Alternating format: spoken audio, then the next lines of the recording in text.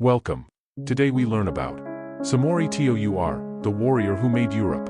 Savannah landscape, drums beating. They called him the Napoleon of the Sudan. For 16 years, he waged the longest military resistance against European colonization in African history.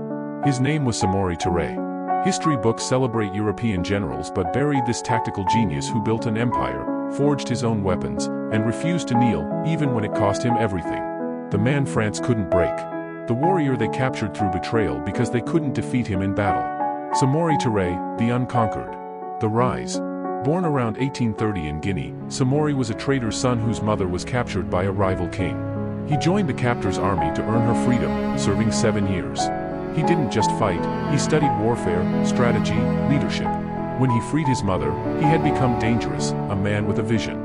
By the 1870s, Samori built the Wassoulou Empire across Guinea, Mali, Sierra Leone, and Côte d'Ivoire. He united diverse ethnic groups, Mandinka, Fula, Sonic, through military brilliance.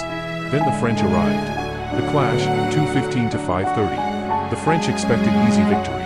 They were wrong. In 1882, the French saw fragmented kingdoms ripe for conquest. They didn't know they faced a military innovator. Samori did something unprecedented. While other African leaders relied on traditional weapons, Samori built arms factories. He sent agents to British Sierra Leone for modern rifles. He hired blacksmiths to reverse engineer European weapons and produce thousands of firearms. But the genius wasn't just weapons, it was strategy. When the French attacked, Samori pioneered scorched-earth tactics with strategic retreats. He burned villages, relocated populations, drew the French into hostile territory where supply lines collapsed and diseases ravaged troops.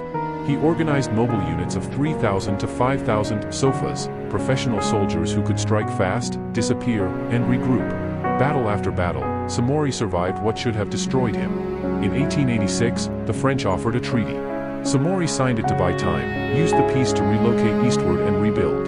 When the French attacked in 1891, he was ready. The fighting retreat, 530 to 815. From 1891 to 1898, Samori waged a fighting retreat, moving his empire, people, and workshops eastward while engaging French forces. He wasn't running. He was refusing to be cornered. The French threw thousands of soldiers, African auxiliaries, and superior artillery at him. Samori countered with guerrilla warfare, night raids, and tactical brilliance. He captured French weapons and turned them against their owners. General Louis Archinard wrote, "Samori is the most formidable enemy we have ever encountered in Africa." But the odds were impossible. The French had unlimited reinforcements and controlled the coast, cutting off supplies. By 1898, his army dropped from 30,000 to a few thousand. His people were dying.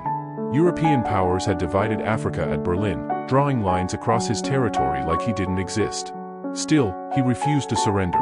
Betrayal, 8:15 to 10 o'clock. September 29, 1898. The French didn't defeat Samori in battle. They used intelligence from collaborators and raided his camp at Guinea.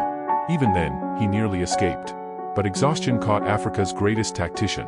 When surrounded, the 68-year-old warrior didn't beg. He stood in silence, bearing scars from 16 years of resistance. The French paraded him in chains, photographed him as a trophy. They exiled him to Gabon, where he died in 1900. But they never broke him. Even in exile, Samori refused to acknowledge French authority. His last words were about his people's freedom. The legacy, 10 to 12 o'clock. Why don't you know this story? Colonial powers wrote history books, celebrating their generals while reducing African resistance to tribal conflicts. Samori Touré, who matched European tactics and fought the longest resistance in African colonial history, was deliberately erased. But his legacy survived. His grandson, Ahmed Sékou Touré, became Guinea's first president in 1958, the only French African colony to vote No to continued French control. That defiance was in his blood. Military historians recognize Samori as one of history's great tacticians.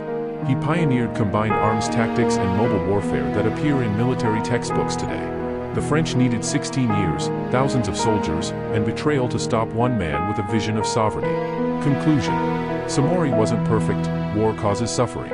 But his story destroys the narrative that Africans passively accepted domination. He innovated, adapted, and refused to surrender his dignity or his people's freedom. Europeans defeated him through overwhelming resources, one African leader against industrial Europe's might. Samori Touré was one of history's great military leaders and freedom fighters. His story belongs next to Napoleon, Hannibal, and Sun Tzu. Every student should know the man who made Europe tremble, built an empire with his hands, and chose death over submission. Remember, Samori Touré, the Lion of West Africa. They can chain my body, but never my people's spirit. Samori Touré. Share this story. The algorithm buries African history. Let's change that.